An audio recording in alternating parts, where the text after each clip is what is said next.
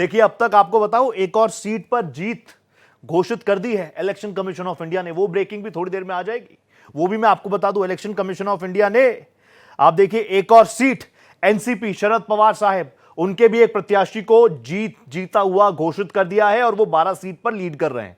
बिल्कुल साफ मैंडेट आ चुका है। बहुत ज्यादा उलटफेर की उम्मीद अब किसी को नहीं है, पॉलिटिकल पार्टीज को भी नहीं है। वो भी इस मैंडेट को अब मान चुके हैं। झारखंड की बात की जाए, बीजेपी को बड़ा झटका। भारतीय जनता पार्टी के प्रवक्ता आरपी सिंह साहब मेरे साथ जुड़े हुए थे। उन्होंने साफ तौर पर कहा कि जो भी आंकड़े आए हैं हम उसको एक्सेप्ट करते हैं, क्या कुछ कमियां रह गई उस पर मंथन करेंगे। लेकिन जीत का बहुत बड़ा रीजन भारतीय जनता पार्टी के पास, क्योंकि महाराष्ट्र में एक बार फिर से महायुति का कमबैक। आपको याद होगा, इससे पहले जब विधानसभा चुनाव हुए थे 8 उम्मीदवारों की जीत हो गई है। 6 हमने आपको पहले दिखा दिए थे, 7वां मैं आपको बता चुका हूं। एनसीपी शरद पवार साहब की पार्टी से एक जीता है और भारतीय जनता पार्टी के 3 प्रत्याशियों को जीता हुआ घोषित कर चुके। 3 प्रत्याशी भारतीय जनता पार्टी की तरफ से जो चुनावी रण में थे, वो उस रण को भेद चुके हैं। 3-2-2-1 यानी 8 उम्मीदवारों की जीत अब तक इलेक्शन कमीशन ऑफ इंडिया घोषित कर चुका है, उद्घोष हो चुका है। शुरुआत हुई महायुति के साथ, जब तीनों ही गठबंधनों ने 2-2 सीट जीती। अब भारतीय जनता पार्टी के तीसरे कैंडिडेट की भी जीत की घोषणा इलेक्शन कमीशन ऑफ इंडिया कर चुका है। यह तस्वीरें लगातार हम आपको दिखा रहे हैं। आज भारतीय जनता पार्टी के लिए बड़ा दिन। एक तरफ गुड न्यूज है, दूसरी तरफ बड़ी निराशा है, क्योंकि झारखंड में बीजेपी को मन मुताबिक भारतीय जनता पार्टी को रिजल्ट नहीं मिला। अभी महाराष्ट्र पर अगर फोकस करेंगे आप, क्योंकि बड़ा राज्य है। लोकसभा चुनावों के बाद विपक्ष बहुत ज्यादा कॉन्फिडेंट था कि भैया इसी तरीके से खेला करेंगे हम आपका विधानसभा चुनावों में, लेकिन ऐसा हुआ नहीं।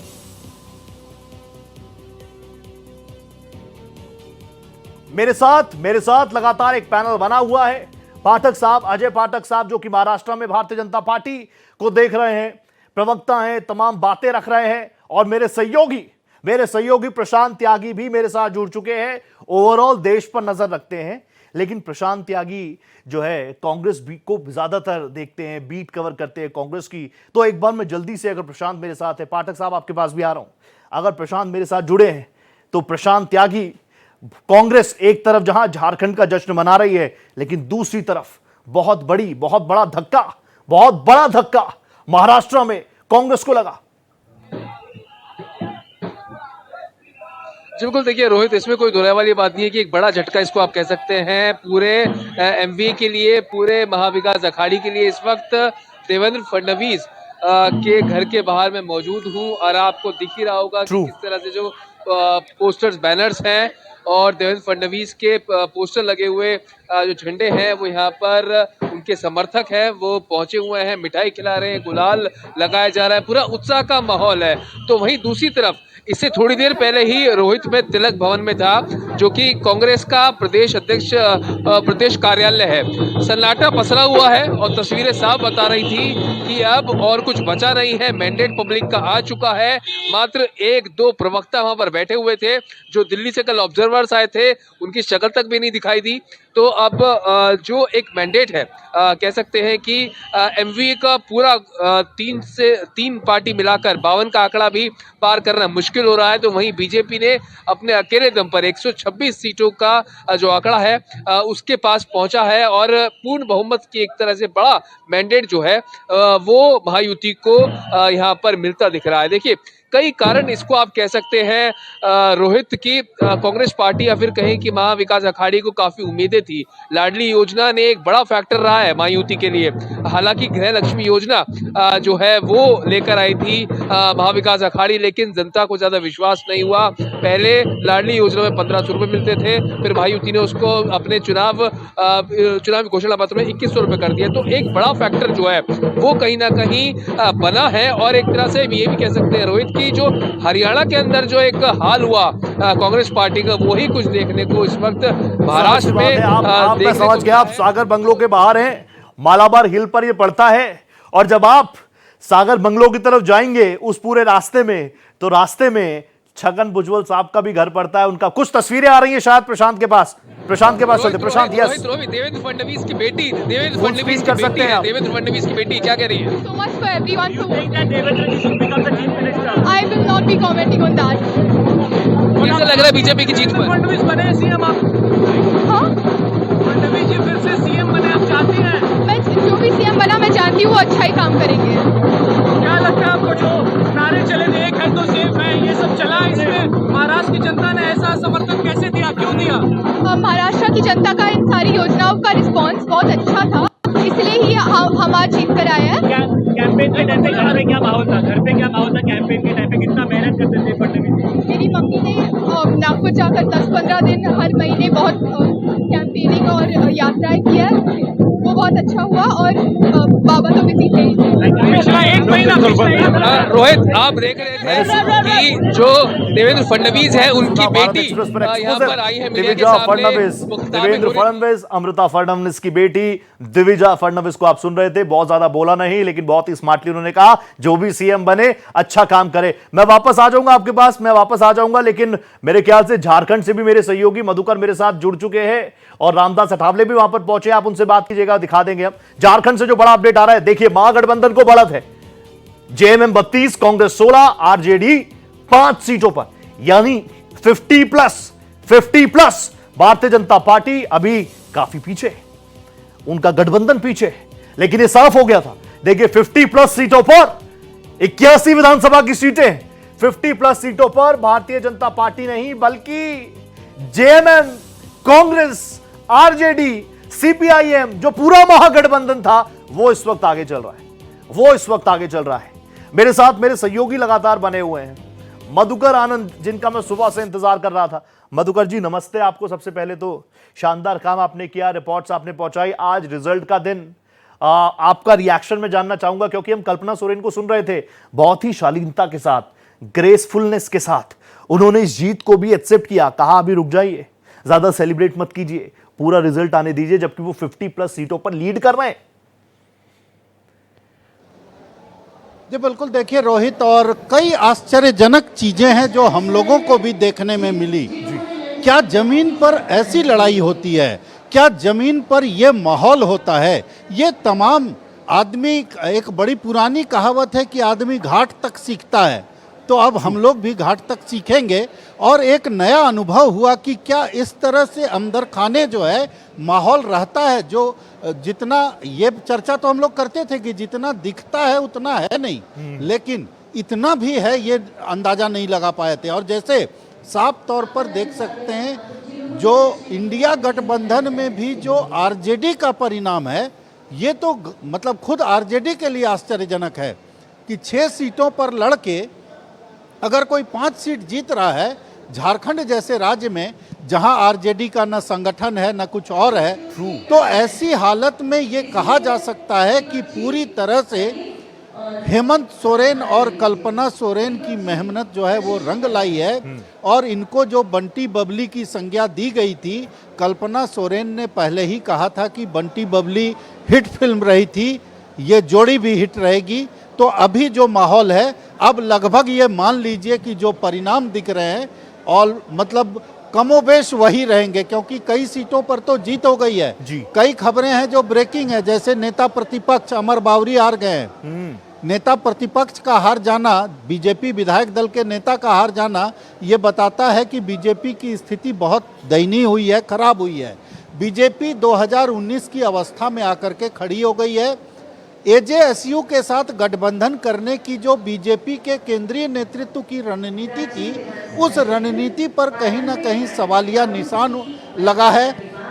और 2019 में रघुवर दास ने आजसू को जैसे खुद से किनारा किया था, क्या वही रणनीति अपनाई जानी चाहिए थी? क्या जयराम महतो को अपने साथ लाया जाना चाहिए था? ये तमाम विषय हैं जिस पर अब बीजेपी में मंथन होगा। लेकिन फिलहाल तो आपने जैसा बताया, और पीछे हम धर्मेंद्र को कहेंगे थोड़ा जूम करें ताकि जो लीडिंग चल रहा सीटें चल रही है वो भी दिखें।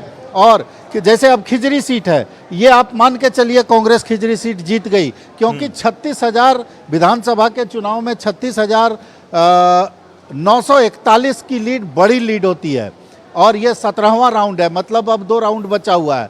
तो ऐसी परिस्थिति में इसी तरह के परिणाम अब 2 राउंड 3 राउंड सभी जगह पर बचे हुए हैं और ऊपर बीजेपी लीडिंग, जिस तरह से वो लीडिंग जो है, जैसे ये एक अलग खबर है कि सुनील सोरेन जो बीजेपी के प्रत्याशी हैं, दुमका में बसंत सोरेन से चुनाव जीतने के मुहाने पर पहुंच चुके हैं। बसंत सोरेन हेमंत सोरेन के भाई हैं। तो ऐसा नहीं है कि खबर इंडिया गठबंधन से नहीं है, खबर इंडिया गठबंधन से भी है। लातेहार में मंत्री जो हैं बैजनाथ राम, वो पीछे चल रहे हैं। अभी कुछ देर पहले की खबर है बेबी देवी जो जगन्नाथ महतो की पत्नी थी वो चुनाव हार गई हैं। औपचारिक ऐलान होना बाकी है कि हेमंत सोरेन और कल्पना सोरेन की जोड़ी हिट नहीं बल्कि सुपरहिट है। गठबंधन, महागठबंधन 50+ सीट्स पर लीड कर रहा है और भारतीय जनता पार्टी जिन चीजों के साथ झारखंड में उतरी थी, यानी आदिवासियों के लिए जो बातें कर रही थी कि यूसीसी तो हम लाएंगे लेकिन आदिवासियों को बाहर रखेंगे, बांग्लादेशी घुसपैठियों को बाहर करेंगे, आदिवासियों के हक अधिकार को जो बांग्लादेशी घुसपैठिया ले रहे हैं उसको वापस दिलाएंगे, ये तमाम चीजें नहीं चली। हिंदुत्व का कार्ड बीजेपी का नहीं चला। इस बीच मेरे साथ स्क्रीन पर आपको नजर आ रहे होंगे जाने पहचाने चेहरे, प्रशांत रैकवार साहब जुड़ चुके हैं, कांग्रेस प्रवक्ता हैं। सर नमस्ते, बहुत स्वागत। मैं रोहित पोखरियाल, पाठक साहब भी हमारे साथ हैं लगातार, लेकिन पाठक साहब के पास मैं 30 सेकंड बाद जाऊंगा, पहले एक बार रैकवार जी का ले लूं रिएक्शन। रैकवार जी, महाराष्ट्र पे बात करना चाहेंगे कि झारखंड पर? क्योंकि झारखंड में आपके लिए गुड न्यूज है, वहां पर लड्डू भी बट रहे होंगे और शानदार प्रदर्शन किया, एटलीस्ट इंडिया अलायंस की वो मजबूती नजर आई। 3 क्या फैक्टर आपको लगते हैं जो झारखंड में आपके लिए काम कर गए, इंडिया अलायंस के लिए काम कर गए, और आपने जो इतनी बड़ी फोर्सेस उतरी थी ग्राउंड पर, उन तमाम फोर्सेस को वहीं स्टॉप कर दिया? Thank you Rohit ji for inviting me on the panel. दोनों ही चुनाव हमारे लिए बराबर हैं, दोनों ही राज्यों में अलग अलग मुद्दे थे और दोनों ही जगह हमारा गठबंधन था। महाराष्ट्र में हमारा महाविकास अघाड़ी गठबंधन था, जो कि अनफॉर्चुनेटली किन्हीं परिस्थितियों की वजह से, जिन पे मैं अभी थोड़ा प्रकाश डालूंगा जी, जो है वो पिछड़ गया। लेकिन झारखंड में जो जूनियर चाणक्य हैं पूर्वोत्तर भारत के और असम के मुख्यमंत्री जो वहाँ का चुनाव प्रबंधन कर रहे थे, हेमंत बिस्वा शर्मा जी, उनका भी रिएक्शन लीजिएगा कि वो जो उन्होंने जल जंगल जोहार के प्रति अपने विचार व्यक्त किए थे और यूसीसी और रोहिंग्या को भगाओ और एक ऐड जिसमें सिर्फ एक वर्ग विशेष के लोगों सीमा से इस पार आते हुए देखने का नजारा हम लोग को मिला अखबारों के माध्यम से और खबरों के माध्यम से। तो उनकी बहुत ही चाणक्य की जो नीति उनकी थी झारखंड में वो नहीं चली और जल जंगल जोहार के जो हमारा मुद्दे थे और जो हमारी पूर्ववर्ती सरकार थी और जो हमारे पूर्ववर्ती मुख्यमंत्री थे, जिनको बिना सबूत के 3 महीने तक जेल में रखा गया। सुप्रीम कोर्ट ने उनको जब बेल दिया तो ये बोला कि बिना सबूत के आपने इनको 3 महीने जेल में रखा, और जिनको उनकी जगह पे हमने मुख्यमंत्री बनाया चंपई सोरेन, वो भी विचारधारा को छोड़ के अपनी आत्मा की आवाज सुन के भाग गए और उनको स्टेज पर इस प्रकार से संबोधित किया गृह मंत्री जी ने, जैसे आप किसी अपने नौकर को भी संबोधित नहीं करते, आप अपने परिवार में किसी अपने हेल्पर को भी उस तरह से संबोधित नहीं करते। मैंने तो सिर्फ रैली का एक छोटी सी कटिंग देखी थी, उसमें 5 पूर्व मुख्यमंत्री थे, आदरणीय बाबूलाल मरांडी जी, आदरणीय अर्जुन मुंडा जी, आदरणीय चंपई सोरेन जी, आदरणीय रघुवर दास जी। मतलब वहां पर भारतीय जनता पार्टी की दाल नहीं गली। अब ये सवाल सीधा मैं एक बार अगर पाठक जी के पास ले जाऊं, क्योंकि महाराष्ट्र में तो चलिए सर गुड न्यूज है आपके लिए, उसके लिए तो जश्न, आपको गुड न्यूज, आपको शुभकामनाएं, लेकिन झारखंड, क्योंकि अब कुछ ही वक्त में बिहार में भी है, बिहार में भी चुनाव है, पड़ोसी राज्य झारखंड में अगर हालत इतनी खराब है, ऐसा ना हो कि आने वाले वक्त में बिहार की तरफ भी ये बयार बह जाए। पाठक सर, देखिए झारखंड में हमको जरूर निराशा में हम भारतीय जनता पार्टी के हाथ लगी है। उसको जनता जनार्दन का जो भी मैंडेट आया है उसको सिर नवा करके हम स्वीकार करते हैं। सब लोग अपने अपने मुद्दे लेकर के जाते हैं और चुनाव लड़ते हैं, वो तो जनता जनार्दन के हाथ में होता है कि किसको वो स्वीकार करती है, किसको अस्वीकार करती है। हमारे अंदर क्या कमियां थी उसको बैठ करके हम उसका निरीक्षण करेंगे और आगे उस पर हम विचार करके मंथन करके अब फिर देखेंगे कि आगे किस तरह की हम रणनीति अपनाए। जहां तक बिहार का सवाल है, बिहार में अभी 4 उपचुनाव हो रहे हैं, चारों पे एनडीए आगे चल रही है। उत्तर प्रदेश में 9 सीटें हैं, उसमें 6 सीटों पर बीजेपी आगे चल रही है। महाराष्ट्र में बीजेपी सबसे बड़ी पार्टी बन के उभरी है। महाराष्ट्र में तो सर सुनामी आ गया, मैं जानता हूं वक्त की बंदिश होगी, आपको भी जाना है। मैं आपको 10 सेकंड और देता हूं पाठक सर, महाराष्ट्र को लेकर चीफ मिनिस्टर को लेकर कुछ बात होगी क्या? क्योंकि हर कोई कह रहा है कि अभी तीनों दल आएंगे, 3 बजे के आसपास शायद महायुति की प्रेस कॉन्फ्रेंस भी है, उसमें कुछ इंडिकेशंस मिलेंगे हमें? चीफ मिनिस्टर कौन? देखिए भारतीय जनता पार्टी या जो तीनों दल हैं वो बैठ करके हमारा केंद्रीय नेतृत्व ये तय करेगा कि चीफ मिनिस्टर कौन होगा। निश्चित ही तीनों दलों की सहमति से ही यहाँ चीफ मिनिस्टर होगा। किसी एक पार्टी की जीत नहीं है, ये जीत नरेंद्र मोदी जी के नेतृत्व में इस महाराष्ट्र की जनता ने उस नैरेटिव को धता बताया है जो प्रधानमंत्री जी ने कहा था कि कांग्रेस परजीवी पार्टी है, कांग्रेस जहां डायरेक्ट लड़ती है वहां समाप्त हो जाती है। महाराष्ट्र के अंदर कांग्रेस और बीजेपी डायरेक्ट 74 सीटों पे फाइट में थी, वहां से सिर्फ 6 सीटों पे वो आगे है भारतीय जनता पार्टी के। बाकी के 76 सीटों में से 70 सीटें भारतीय जनता पार्टी आगे चल रही है। तो ये परजीवी पार्टी है, ये दूसरों के सहारे आगे बढ़ने वाली पार्टी है और दूसरों को समाप्त करके आगे बढ़ने वाली पार्टी है। इनको जो 99 सीटों का फीवर चढ़ गया था राहुल गांधी को, ठीक है, पहले हरियाणा की जनता ने और पाठक सर ये बात तो है कि इस बार कम से कम जहां पर 288 सीटें हैं वहां पर 100 सीटों का आंकड़ा भी गठबंधन पार नहीं कर पा रहा, यानी इंडिया अलायंस पार नहीं कर पा रहा। कांग्रेस, एनसीपी, शिवसेना, उद्धव ठाकरे ग्रुप नहीं पार कर पा रहा 100, और वो आंकड़ा अभी भी काफी भारी लग रहा है, काफी दूर लग रहा है। अब देखिए महाराष्ट्र, झारखंड में क्या कुछ हो रहा है वो तो हम आपको बता ही रहे हैं। महाराष्ट्र में 8 सीट पर प्रत्याशियों की जीत भी घोषित की जा चुकी है। झारखंड में सुपर परफॉर्मेंस दिया है महागठबंधन ने, 50+ सीट्स पर वो आगे बढ़ रहा है, लीड ले चुका है, और अब ज्यादा उठापटक इस टैली में नहीं होने वाली है, नहीं होने वाली। और एक बात कल हमने कही थी न्यूज रूम लाइव में कल शाम को 6 बजे कि देखिए एक भविष्यवाणी हम भी कर सकते हैं कि जीतेगा तो जनतंत्र ही, जीतेगी तो जनता ही, और वही जीत की तस्वीरें भारत एक्सप्रेस आपको दिखा रहा है। महाराष्ट्र के विधानसभा चुनाव, झारखंड के विधानसभा चुनाव के रिजल्ट आपको दिखा रहे हैं, लेकिन 46 के अनाउंस सीट्स पर उपचुनाव भी हो रहे हैं। उपचुनाव क्या कुछ दर्शा रहे हैं, अब जो ब्रेकिंग आपकी टीवी स्क्रीन पर फ्लैश होगी वो उपचुनाव से जुड़ी हुई ब्रेकिंग है। और गाजियाबाद से भारतीय जनता पार्टी के प्रत्याशी जीत चुके बीजेपी उम्मीदवार संजीव शर्मा 70,000 वोटों के मार्जिन से जीते हैं। गाजियाबाद से भारतीय जनता पार्टी की जीत है, बीजेपी उम्मीदवार संजीव शर्मा 70,000 वोटों से जीते हैं। ये सीट्स थी, उपचुनाव थे, सरकार की सेहत पर इससे कोई फर्क नहीं पड़ रहा था, लेकिन जो अग्रेशन नजर आया, योगी आदित्यनाथ, ब्रजेश पाठक, केशव प्रसाद मौर्य, तमाम बड़े चेहरे जिस तरीके से इन चुनावों में भी साख की बात कर रहे थे, नाक की बात कर रहे थे, और दूसरी तरफ से भी आप देखिए Samajwadi party, Congress, Bahujan Samaj party, poster war जिस तरीके से छिड़ा, उसके बाद फाइट जो है बहुत इंटरेस्टिंग हो गई। एसएन सिंह भारतीय जनता पार्टी के प्रवक्ता है, क्या कुछ कह रहे हैं सुनिए जरा एक बार, सुनिए उन्हें। देखिए उत्तर प्रदेश में अखिलेश यादव जी का अहंकार हार गया ना। अब तो देख लिए आप लोग की एकता में बल होता है। जो मुख्यमंत्री जी कहते हैं कि जब हम मिलजुल कर एक रहेंगे तो सेफ रहेंगे, नेक रहेंगे, न कटेंगे, न बटेंगे, न घटेंगे। और आज उत्तर प्रदेश के परिणाम ने दिखा दिया कि जो नकारात्मक राजनीति करते थे, जो बांटने की राजनीति करते थे, आज वो खुद ही बट गए और छट गए।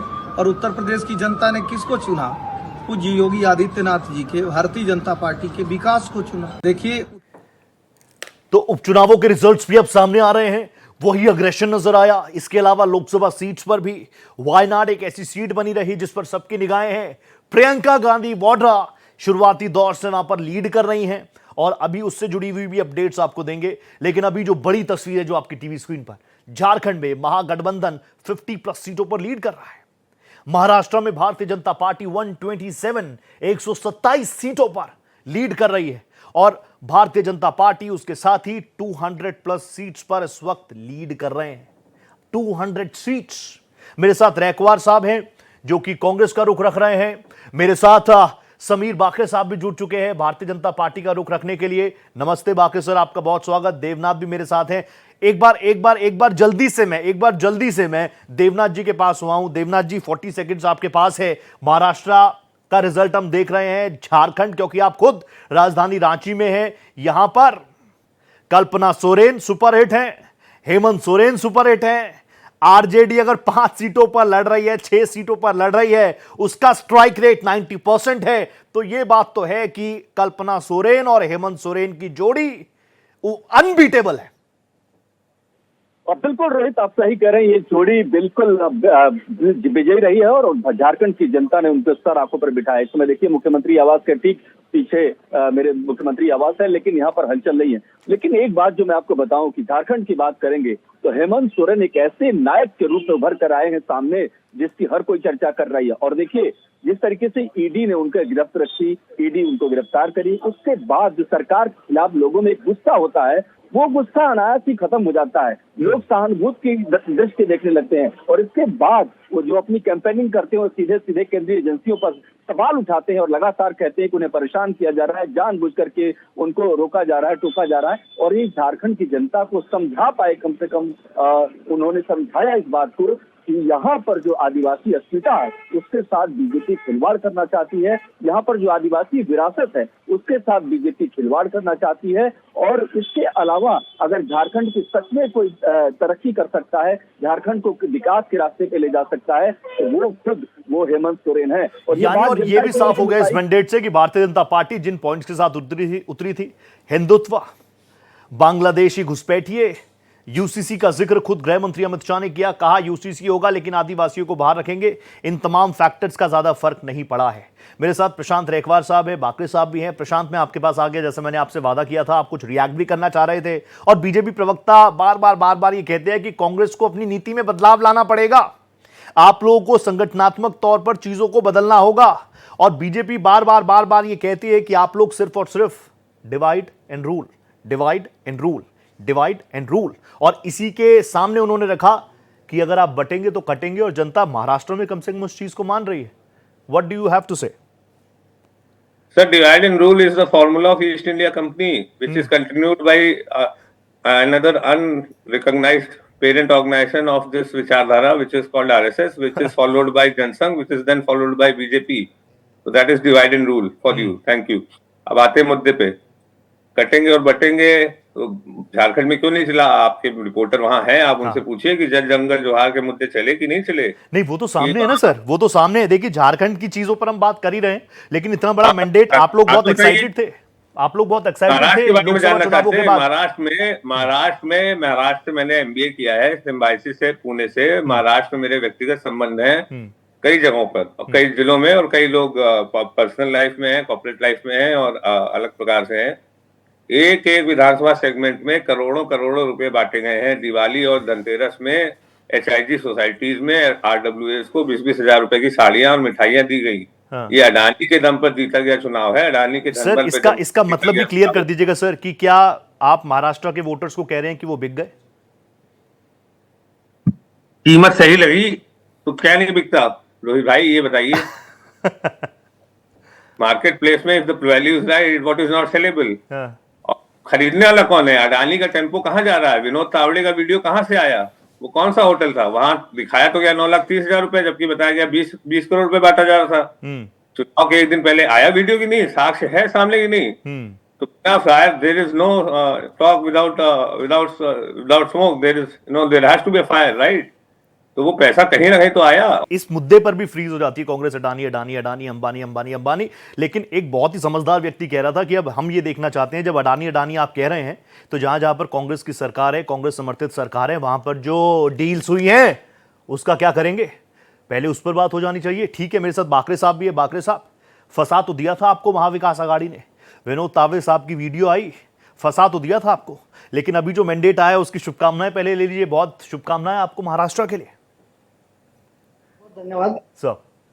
जो आप विनोद तावड़े जी के वीडियो की बात कर रहे हैं, वो एक मतलब सिंपल सा फेक केस उनके ऊपर, वो अपने कार्यकर्ताओं से मिलने गए थे और वहां पर एक कुछ हुड़दंग मचाया गया और फेक केस किया गया। उसकी नोटिस, लीगल नोटिस उन्होंने राहुल गांधी और खड़गे जी को दी है। वो पूरा फेक केस करने की कोशिश की थी, सेंसेशन करने की कोशिश की थी। ऐसा कुछ भी नहीं हुआ था। उन्होंने अपना पूरा जवाब प्रेस के सामने रखा है और उन्होंने इंक्वायरी के लिए भी बोला। का केस भी किया शायद नहीं, जो केस तो उस वक्त हुआ है, लेकिन उन्होंने अपना पूरा स्टेटमेंट दिया। उन्होंने खुद ही बोला है कि आप इंक्वायरी कीजिए, तो इसमें कोई दम नहीं था और उस हिसाब से वो केस की इंक्वायरी होगी।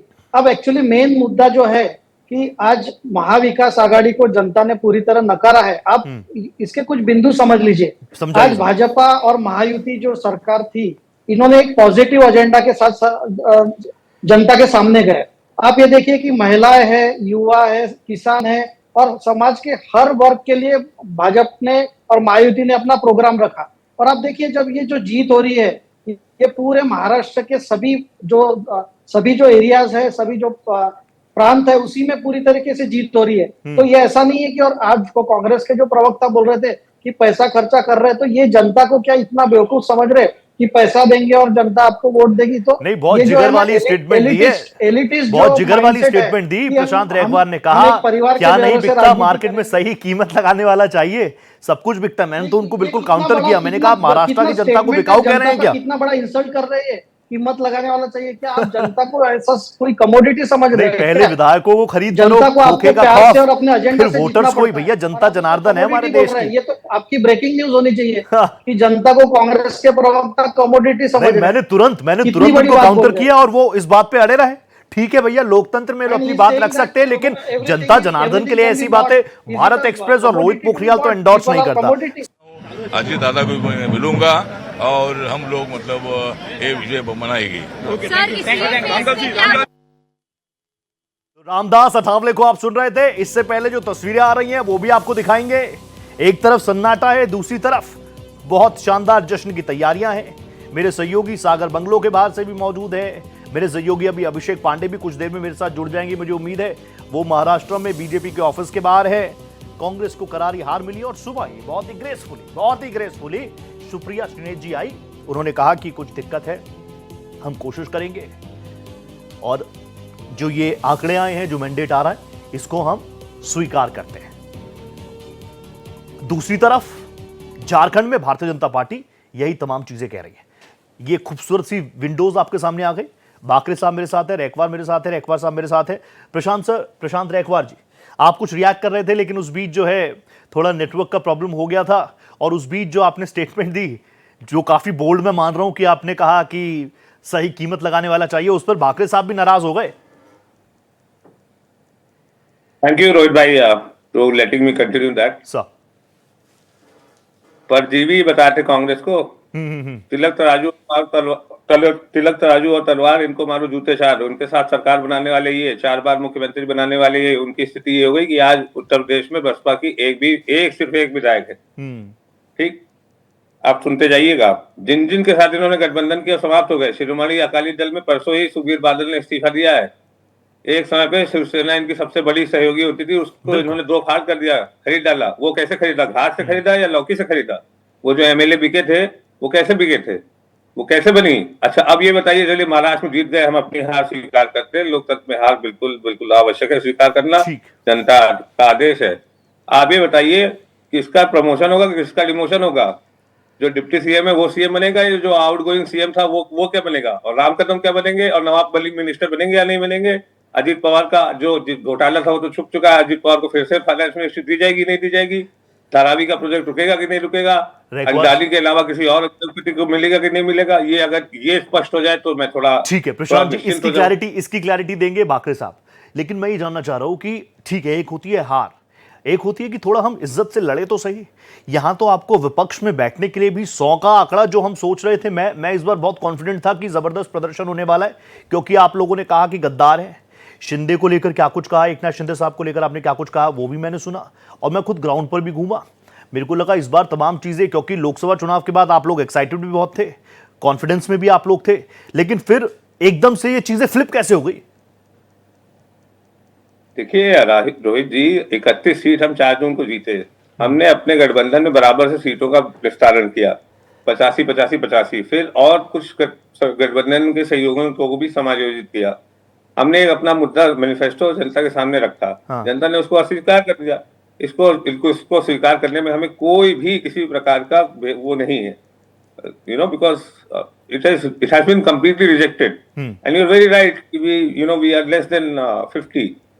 पर 50 से कम होने का ये मतलब नहीं कि विपक्ष में आप अपनी आवाज नहीं उठाएंगे, आप सही बातों को नहीं रखेंगे, पहली बात। और दूसरी बात, जनता के प्रतिनिधि को खरीदिए या किसी प्रकार का धर्म का काम करिए। अच्छा, अब आपने याद दिलाई दिया तो बता ही देता हूँ। हाँ बताइए। मदरसा शिक्षकों का मानदेय बढ़ाने का काम एकनाथ शिंदे जी ने किया था कि नहीं किया था अभी 2 महीना पहले? तो एक राज्य में आप मदरसा शिक्षकों का मानदेय बढ़ा रहे और दूसरे राज्य में उत्तर प्रदेश में मदरसा शिक्षकों को नौकरी से निकाल दें। और तीसरे राज्य में झारखंड में आप बता दें कि वो रोहिंग्या मुसलमान है। गोवा में बीफ हमारी माता, गोवा में बीफ खाता है, उत्तर प्रदेश में बीफ हमारी माता है। नॉर्थ ईस्ट में 371 राज्य स्पेशल स्टेटस का दर्जा पाए हुए हैं, और जम्मू कश्मीर में आपने 370 हटा करके 2 अंगों में विभाजित कर दिया। आपने लेकिन सर आप बहुत प्रैक्टिकल है, रेखवार साहब आप बहुत प्रैक्टिकल हैं। आप जानते हैं अलग अलग जगह की ज्योग्राफी अलग है, अलग अलग जगहों के मुद्दे अलग हैं, और आप लोग राजनेता हैं, नेता हैं, आप लोगों के नाम में राजनीति आप करेंगे, राज करने की नीति। लेकिन अगर आप एकनाथ शिंदे साहब का जिक्र कर रहे हैं, वो थाने से आते हैं, थाने में वो ऑटो ड्राइवर थे, ऑटो चलाते थे। यकीन मानिए आपके बहुत रिश्तेदार हैं, लेकिन मैं भी बहुत घूम लिया पिछले 10 से 12 सालों में। मैं 1.5 महीना महाराष्ट्र में ही रहा। आप थाने कॉन्स्टिट्यूएंसी में उनके जाएंगे ना सर आप उनके थाने कॉन्स्टिट्यूएंसी में जाएंगे ना, तो हिंदू से ज्यादा एकनाथ शिंदे साहब का सपोर्ट करने वाले मुस्लिम है। ये मैंने अपनी ग्राउंड रिपोर्ट्स में देखा है, ये मैंने अपनी ग्राउंड रिपोर्ट्स में देखा है। मैं हिंदू मुसलमान नहीं कर रहा। वो भी जय भवानी और जो शिवसेना का गाना है वो गाना गाते हैं वो मुसलमान साहब, और बहुत अच्छी तस्वीरें निकल कर आती हैं। वो लोग कहते हैं कि एकनाथ शिंदे साहब मेरे साहिब हैं। वो हिंदू मुसलमानों की बात नहीं करते, वो कब्रिस्तान भी बनवाते हैं, वहां पर लाइटिंग भी करवाते हैं। जी सर, मैं गया हूँ रोहित जी। हाँ। मैं आपसे ये बोल रहा हूँ, वही ऑटो ड्राइवर जब अपने भगवान बाला साहब ठाकरे को भगवान मानते थे वो, आप ये बात जानते होंगे, आप भी वहां गए हैं, मैं भी वहां रहा हूँ, मैंने इंटर्नशिप की है बॉम्बे से। हाँ। वो बाला साहब ठाकरे को भगवान मानते थे। हाँ। भगवान, और आपने उन्हीं भगवान की पार्टी को विखंडित कर दिया। रेखवार साहब आज राजनीति में ऐसी चीजें हो रही हैं। आप देखिए बाला साहब ठाकरे को वो मानते थे, लेकिन एकनाथ शिंदे साहब को राजनीति में लाने वाला कौन? आनंद दीगे साहेब, आनंद दीगे साहेब का भतीजा आज एकनाथ शिंदे साहब के सामने चुनाव लड़ रहे हैं। तो देखिए ये थोड़ी आइडियोलॉजी अलग हो सकती है, वो हमने कांग्रेस में भी देखी है। बड़े बड़े नाम है, मुझे बताने की जरूरत नहीं है। आपने बहुत सवाल उठा दिए, बाकरे साहब के पास जाना मेरी मजबूरी है। बाकरे साहब बार बार देखिए ये आरोप आप लोगों पर लग रहे हैं कि आप लोग तोड़ते हैं, आप लोग खोखे की राजनीति करते हैं, 50 खोखे, इट्स ओके, ये तमाम नारे हमने सुने इस बार। क्या जिस तरीके से जो संगीन आरोप रेखवार साहब लगा रहे हैं, अगर वो चीजें जनता के बीच चली जाती तो ये मैंडेट आपको, इस मैंडेट से आप बहुत दूर होते। वही सब सुनिए, 2019 में जो मैंडेट मिला था वो भाजपा और शिवसेना को एक साथ मिला था। हाँ जी। तो 2019 में जो सरकार बननी चाहिए थी वो किसकी बननी चाहिए थी? भाजपा और शिवसेना की बननी चाहिए थी। तो उद्धव साहब ने क्या किया, उन्होंने ऐसे कांग्रेस के साथ दिया जिसको बाला साहब ने बोला था कि मैं अगर मेरी कांग्रेस बनूंगा तो मेरी दुकान बंद कर दूंगा। और एकनाथ जी वो पूरे अलायंस में सफोकेट हो रहे थे। उन्होंने बाद में ये डिसाइड किया कि हिंदुत्व बाला साहब का जो विचार है वो मेरे को आगे लेके जाना है, तो उन्होंने आगे लेके जाने के लिए अपना अलग रास्ता चुना। ये तो उद्धव साहब जो असली उनके वारिस है, बेटे हैं, लेकिन जो आइडियोलॉजिकल वारसा है वो तो एकनाथ जी ने किया। तो किस गद्दारी की बात कर रहे? गद्दारी तो 2019 में हुई थी। और ये जो 50 खोखे एकदम ओके वगैरह जो नारे इन्होंने दिए थे ना, ये पूरे खोखले साबित हुए। ना जनता को कोई मतलब है। जनता को ये चाहिए कि मेरे लिए आप एजेंडा क्या कर रहे हैं, मेरे लिए कौन सी स्कीम ला रहे हैं, किसान के लिए क्या दे रहे हैं, युवक के लिए क्या दे रहे हैं, महिला के लिए क्या दे रहे हैं। हाँ। ये अपना लेके बैठे कि एक परिवार को धोखा दिया रहे, तुम्हारे बेटे को सीएम बनाना, ये जनता का ये नहीं है। जनता अपनी ये चाहती है कि मेरे लिए क्या है इस पार्टी की तरफ से। तो हमारे तरफ से ईमानदारी से कोशिश हुई, ईमानदारी से हमने जनता के सामने हमारा एजेंडा पेश किया। उसके बाद जनता को हमने संवाद किया और कन्विंस किया कि हम जो बोल रहे हैं जनता ने हमारा देखा है। नरेंद्र मोदी जी ने 2014 से जो भी स्कीमें लाई, क्या धर्म के आधार पर या जाति के आधार पर लाई, सबको घर मिला है, सबको शौचालय मिले, सबको जनधन अकाउंट मिला है। तो एक है तो सेफ है, ये तो हमारा तब से चल रहा है कि सबका विकास सबका साथ। तो ये इसमें हमारे बीच में कोई कंफ्यूजन नहीं है। कंफ्यूजन इनके बीच में, इनको दिन रात जनता एक कमोडिटी दिखती है, इनको एक एमएलए कमोडिटी दिखता है, इसके लिए इनके ऐसे विचार है। हम लोग इसके लिए कुछ नहीं कर सकते। हम ये विजय में भी बहुत नम्रता से जनता के पास जाएंगे। हमारी जवाबदारी बहुत बढ़ चुकी है, इतना बड़ा मैंडेट जनता ने दिया है, हमको सब चीजें डिलीवर भी करना है। इनके नकारात्मक राजनीति को जनता ने पूरी तरीके से ठुकरा है। हम पॉजिटिव और विकास की राजनीति में। ठीक है, रेखवार साहब भी मेरे साथ है। रेखवार साहब, आपको लगता है उद्धव ठाकरे साहब के साथ जो इमेज आपके साथ आनी चाहिए थी, अभी मेरे एक सहयोगी है, कैमरा पर्सन है भास्कर सुखदेव सोनावने, उन्होंने भी यही डायलॉग कुछ देर पहले, 2 मिनट पहले मारा था मेरे को कि भैया बाला साहेब ने तो कहा था कि अगर मैं मेरी शिवसेना का कांग्रेस नहीं होने दूंगा, अगर ऐसा होगा तो दुकान बंद कर दूंगा। आपको लगता है आम मराठी के बीच, आम महाराष्ट्रियन के बीच ये सेंटिमेंट है और कांग्रेस को उद्धव ठाकरे साहब का कोई ज्यादा फायदा भी नहीं हुआ? आपको लगता है ये बात? 2019 के विधानसभा चुनाव में अमित शाह उस समय के गृह मंत्री जाकर के उद्धव जी से मिलते हैं और बोलते हैं कि आप हमारे नेता है, मुख्यमंत्री का फेस रहेंगे चुनाव में। चुनाव के बाद आप उनको मुख्यमंत्री पद नहीं देते हैं। उसके बाद आप सुबह 4 बजे उस समय के गवर्नर उत्तराखंड के मुख्यमंत्री रह चुके थे, पूरी तरह से झूठ है ये। 4 बजे शपथ लेती। शांत रहिए देवनाथ जी, आप अपने समय पे बोल चुके। आप अपने सर मैं वापस आऊंगा आपके पास, एक बार प्रशांत जी को सुन लेते हैं, फिर वापस आऊंगा बाकरे साहब आपके पास, प्लीज। सुबह 4 बजे इन्होंने शपथ कराई। 6 घंटे के अंदर वही अजीत पवार वापस अपने चाचा श्री के पास वापस चले गए और तब उद्धव ठाकरे की सरकार बनी, तब महाविकास अघाड़ी बना और उस महाविकास अघाड़ी ने मराठा सम्मान को रखते हुए 31 सीट जिता करके महाराष्ट्र में 4 जून को इनको 17 सीट पे ला दिया। ये बात अलग है कि इस चुनाव में कुछ हमारे आपसी सहयोगियों से कुछ हमारे मुद्दों को हम नहीं हो सकता है पहुंचा पाए, और अधिकतर तो अडानी ट्रेडिंग सेंटर का जो इनका पावर है वो 80% तो वो सर उसके दम पे चुनाव जीते। मैं सीधे बोल रहा हूँ, नवाब मलिक को ये मिनिस्टर बनाएंगे। अभी कुछ दिन पहले वो जेल में थे, ईडी सीबीआई ने उनको जेल में डाला हुआ था। अब वो अजीत पवार के साथ हैं, क्या करेंगे? और 500 रुपए सिलेंडर का इन्होंने वादा किया है। इनकी पूरे देश में सरकारें हैं, 500 रुपए का सिलेंडर यूपी में नहीं मिला। सर अब तो मुझे लग रहा है ये सवाल कांग्रेस को पूछना ही नहीं चाहिए, पता है क्यों? क्योंकि अभी जमाना हो गया सोशल मीडिया का।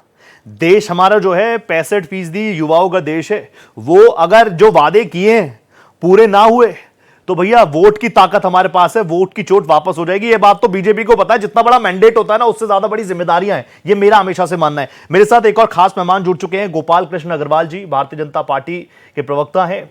गोपाल जी, आपको मेरी आवाज मिल रही है? कनेक्ट हो गया। गोपाल जी, आवाज मिल रही है आपको मेरी? गोपाल जी से कनेक्शन अभी नहीं हुआ है। बाकरे साहब आप कुछ रिएक्ट करना चाहेंगे? बाकरे साहब।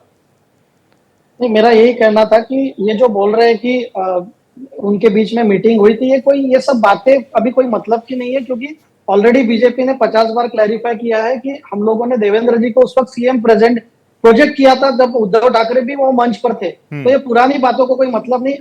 आज का जो जनादेश है वो स्पष्ट है, ये विकास के लिए है, जो विकास कर सकते हैं उनकी नीयत जनता ने देखी है। जनता ने देखा है कि ये डिलीवर कर सकते हैं। मोदी जी ने डिलीवर किया है 10 साल से, अभी देवेंद्र जी ने 2.5 साल और उसके पहले 5 साल किया। तो आज महाराष्ट्र नंबर 1 पे है, एफडीआई में नंबर 1 पे, उद्योग में नंबर 1 पे। तो ये देखा गया है। और इनके पास एक प्रोजेक्ट नहीं है। देवेंद्र जी ने 50 बार बोला कि आप एक प्रोजेक्ट बताइए कि आपने कौन सा कंप्लीट किया है। हमारे पास हजारों प्रोजेक्ट्स है। हमने मेट्रो कंप्लीट किया है, हमने अटल सेतु कंप्लीट किया है, हमने समृद्धि महामार्ग कंप्लीट किया है। ये सिर्फ इनके पास दूसरा एजेंडा नहीं है। अडानी बोलो, जात पात की राजनीति बोलो, नाम कोई इनके पास स्कीम है। और आपको एक बात बताता जी सर, ये बोल रहे हमने मैनिफेस्टो जनता के सामने रखा। अरे आपने पहले 1500 का क्वेश्चन किया, उसके बाद आप 3000 बोल रहे। कर्नाटक और हिमाचल में आप अपनी गारंटी पूरी नहीं कर सकते। जनता को आप पे विश्वास ही नहीं है। आप कल बोलोगे राहुल गांधी ने बोला था कि 8,500 में खटाखट देता हूँ, क्या हुआ? ना कर्नाटक में दिया, ना हिमाचल में दिया, ना कहीं दिया। तो ये जो धोखे की राजनीति है जनता पूरी तरह समझ चुकी है। और महाराष्ट्र की जनता हमेशा से बहुत समझदार है। उन्होंने समझदारी से पूरा निर्णय लेके हमको जिताया है। ठीक है, आपको मैंडेट मिला, बहुत शुभकामनाएं। मेरे साथ प्रशांत जी भी हैं, वो कुछ रिएक्ट करना चाह रहे हैं। प्रशांत जी, मैं आऊंगा आपके पास, प्लीज मुझे 60 सेकंड दे दीजिए। मेरे साथ इस वक्त राजेंद्र प्रसाद जी जुड़ चुके हैं, जेएमएम के प्रवक्ता हैं। भारत एक्सप्रेस पर आपका बहुत स्वागत। और जय जोहार सर। मैं ये जानना चाहूंगा, झारखंड में तो 50+ सीटों पर आपका गठबंधन लीड कर रहा है। हेमंत सोरेन जी की मेहनत, कल्पना सोरेन जी की मेहनत रंग ला रही है? जी, ला रही है। और झारखंड में नफरत फैलाने वाले के हार हुई है। चूंकि पूरे देश के यहाँ पर मुख्यमंत्री और मुख्यमंत्री अमित शाह, गृह मंत्री, सभी लोग यहाँ पर पहुंचे और झारखंड में नफरत फैलाने का काम किए। लेकिन झारखंड ने नफरत फैलाने वाले को नकारा और जो झारखंड का ओरिजिनल झारखंडी सरकार को बहुमत देने का काम किया। इसीलिए इसके लिए पूरे झारखंड के पूरे परिवार को हमारी ओर से बधाई और जोहार। राजेंद्र जी, मैं आपसे तीन महत्वपूर्ण बिंदु समझना चाहूंगा, क्योंकि हमने देखा प्रधानमंत्री जी पहुंचे, गृह मंत्री जी पहुंचे, हेमंता बिस्वा शर्मा जी पहुंचे, शिवराज सिंह चौहान जी पहुंचे, और कई जगहों से तो मैं जानता हूं वो शब्द शायद अच्छे ना लगे, लेकिन क्योंकि आप लोगों की पार्टी इतनी ग्राउंडेड पार्टी है कि 50 सीटों पर लीड करने के बावजूद कल्पना सोरेन जी कह रहे हैं कि ज्यादा जश्न मत मनाइए, अभी रिजल्ट आने दीजिए। इतनी बड़े मैंडेट के बाद भी इतने ग्राउंडेड हैं आप लोग। बंटी बबली कहकर संबोधित किया जा रहा था और कल्पना जी ने उस वक्त भी कहा था कि सुनिए, बंटी और बबली सुपरहिट थी, और अब मैंडेट बता रहा है सुपरहिट है, सुपरहिट है। 3 महत्वपूर्ण बिंदु बता दीजिए जो काम कर गए सर। सुपरहिट रहेगी। हेलो राजेंद्र जी, 3 बिंदु हेलो, समझना आवाज चाहूंगा, नहीं आ रही? 3 फैक्टर। जी जी बोलिए। 3 फैक्टर समझना चाहूंगा आपकी इस प्रचंड जीत के लिए। 3 फैक्टर। हाँ जी। पहला बात, यहाँ जो लोगों का जो यहाँ पर जो झारखंडी मानसिकता के लोग हैं, उनको फूट डालो राज करने की राजनीति यहाँ पर विफल हुई। क्योंकि जितने भी बाहर के लीडर आ रहे थे, यहाँ पर सिर्फ फूट डालने की बात चल रही थी, रोहिंग्या मुसलमान की बात चल रही थी, जब घुसपैठियों की बात चल रही थी, जबकि यहाँ पर घुसपैठी हमारे झारखंड राज्य सीमा से जुड़ता ही नहीं है, वो सीधा सीधी आसाम राज्य से जुड़ता है और सीधा सीधी केंद्र में सरकार इनकी है। इनको इस पर संज्ञान लेना चाहिए, लेकिन सीधा सीधी हमारे झारखंड सरकार पर इन्होंने आरोप लगाया, जिसको यहाँ पर झारखंड के पूरे जनताओं ने इसको नकारने का काम किया। पहला। दूसरा, जो माननीय हेमंत सोरेन जी के नेतृत्व में जो एनडीए जो हमारा गठबंधन महागठबंधन की सरकार चल रही थी, उसमें जो काम किया, जो जनमानस के काम किया, जो सरकारी महकमा के लिए काम किया, जो युवाओं के लिए काम किया, सरकार आपके द्वार कार्यक्रम करने का काम किया, पढ़ाई के क्षेत्र में काम किया, और साथ ही साथ ये जो अभी महिला सम्मान योजना और बिजली बिल माफी योजना, ये सबसे बड़ी योजना जो थी, वो हमारे सरकार का सबसे बड़ा फैक्टर हुआ हमको चुनाव जीतने का। तीसरा जी, चूंकि हम लोग का ग्राउंड लेवल का पार्टी है, हम लोग अपने कामों पर विश्वास करते हैं और हमने अपने कामों के बदौलत हर जगह हम लोग चुनाव जीतते हैं। और वो शानदार नजर आ रहा है सर, शानदार जानदार प्रदर्शन है आपका। कल्पना सोरेन जी एक तरफ नजर आ रहा था, दूसरी तरफ भीड़ थी, उनको सुनने के लिए पहुंच रहे थे। आदिवासी अस्मिता की बात आप लोगों ने की। मैं वापस आऊंगा राजेंद्र सर आपके पास, बहुत शानदार बोलते हैं आप। मेरे साथ गोपाल कृष्ण अग्रवाल जी भी जुड़ चुके हैं। गोपाल जी नमस्ते, बहुत स्वागत आपका भारत एक्सप्रेस पर। मैं रोहित पोखरियाल। देखिए, महाराष्ट्र में तो आपको शुभकामनाएं मिल ही रही हैं, वहां पर जलेबियां भी छानी जा रही हैं, लेकिन उससे पहले मैं थोड़ा झारखंड के ऊपर आपसे बात करना चाहूंगा। झारखंड में आप लोगों ने हिंदुत्व की बात की, झारखंड में आप लोगों ने बांग्लादेशी घुसपैठियों की बात की, झारखंड में गृह मंत्री अमित शाह जी ने यूसीसी का जिक्र किया, कोई फैक्टर काम नहीं करा? देखिए रोहित जी, महत्वपूर्ण यह है कि भारतीय जनता पार्टी पूरी तरह से आइडियोलॉजिकल इश्यूज पे कोई कॉम्प्रोमाइज़ करती नहीं है। अगर आज से 50 साल पहले से धारा 370 की हम बात करते हैं तो उसको इम्प्लीमेंट करने के लिए पूरी तरह से काम कर रहे हैं। घुसपैठिए झारखंड के लिए एक महत्वपूर्ण मुद्दा है।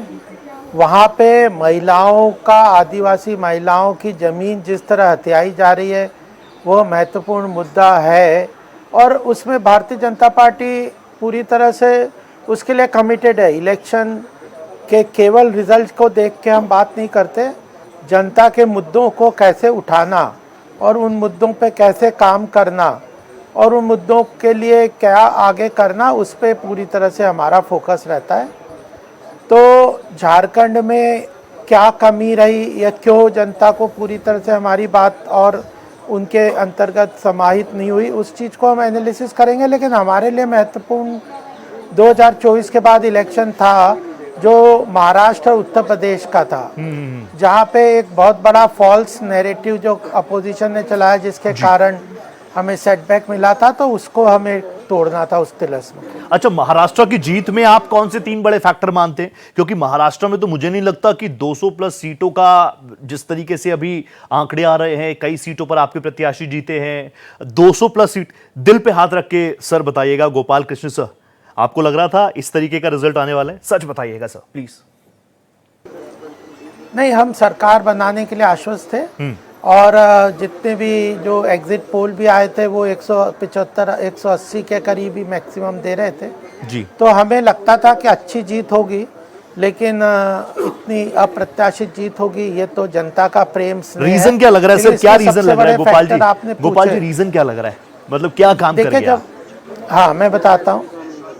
महाराष्ट्र एक तो सबसे बड़ा रीज़न था जो 24 में महाराष्ट्र उत्तर प्रदेश में जो फॉल्स नैरेटिव का इम्पैक्ट हुआ था कि संविधान बदल दिया जाएगा, और यह जो दलित विरोधी और जो बातें उन्होंने कहने की प्रयास किया, था उसको तोड़ना हम सक्सेसफुली हम हटा सके, तोड़ सके, ये सबसे महत्वपूर्ण बात है।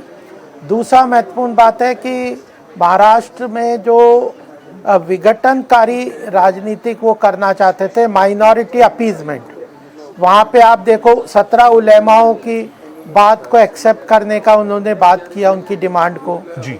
और ये जो वक्फ बोर्ड के जो डिमांड थी उसमें वो वक्फ बोर्ड के चेयरमैन की उन्होंने मुसलमानों को अपील की कि आप कंसोलिडेट होके वोट करें, तो उसके विरुद्ध में भाजपा का एक है तो सेफ है, बटेंगे तो कटेंगे, सबका साथ सबका विकास, ये दूसरा महत्वपूर्ण मुद्दा था जी। और तीसरा जो महत्वपूर्ण है, लाडली बहना यानी जन कल्याणकारी योजनाओं का डीप पेनिट्रेशन, बिना भ्रष्टाचार के, बिना किसी लीकेजेस के, टारगेटेड डिलीवरी जो मोदी जी के नेतृत्व में जन कल्याणकारी योजनाओं का हुआ, ये तीसरा ये वो फैक्टर्स रहे जिसने भारतीय जनता पार्टी के एक... लिए ये काम किया। आपकी गठबंधन को 200 प्लस सीटों पर इस वक्त लीडिंग दिखाया जा रहा है।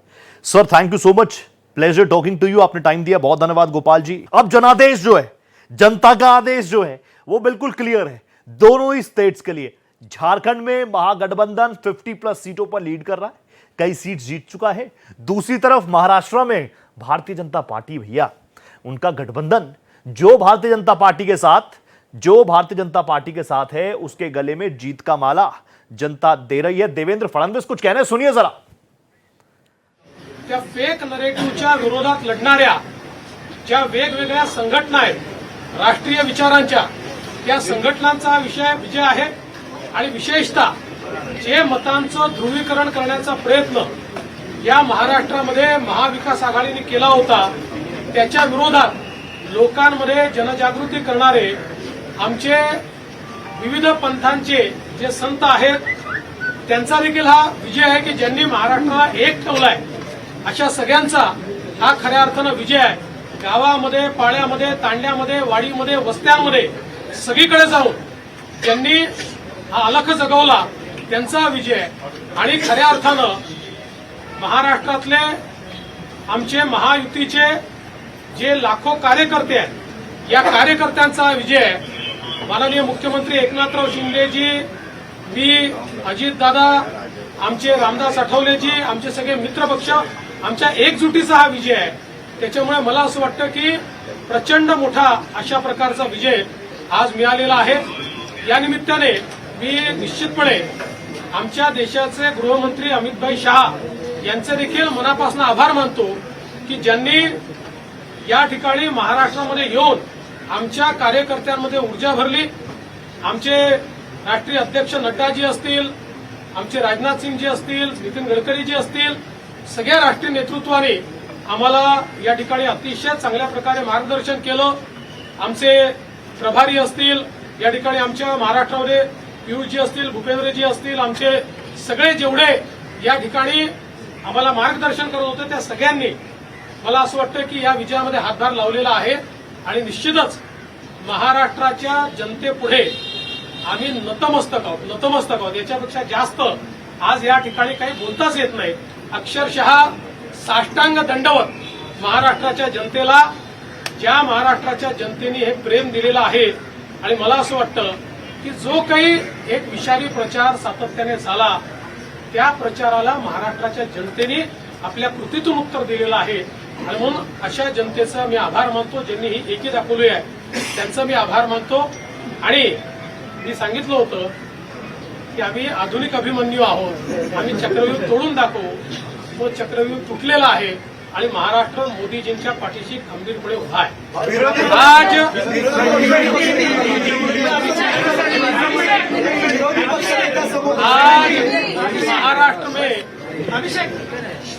महाराष्ट्र की जनता ने जो अप्रत्याशित इस प्रकार की जीत हमको दी है, इससे ये बात पूरी तरीके से स्थापित होती है कि महाराष्ट्र ये प्रधानमंत्री मोदी जी के पीछे है।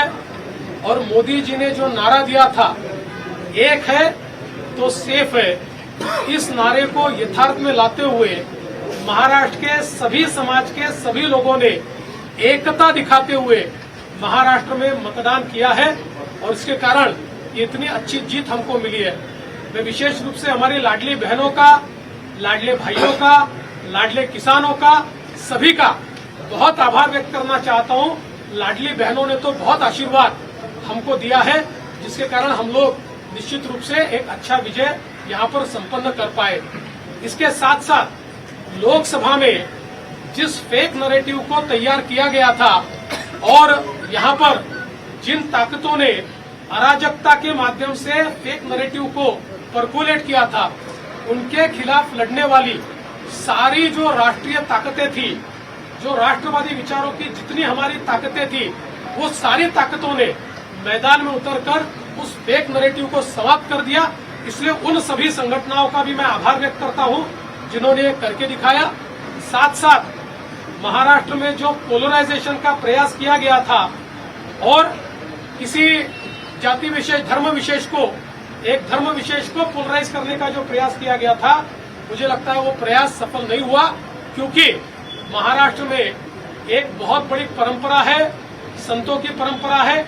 इस परंपरा का निर्वाह करने वाले अलग अलग पंथों के जो हमारे सारे साधु संत हैं, उनका भी आशीर्वाद हमको मिला, जिन्होंने बिल्कुल गांव-गांव तक जाकर अलख जगाया और एक रहने का संदेश दिया, जिसके कारण मैं ऐसा मानता हूं कि एक बहुत अच्छा विजय हमको मिला है।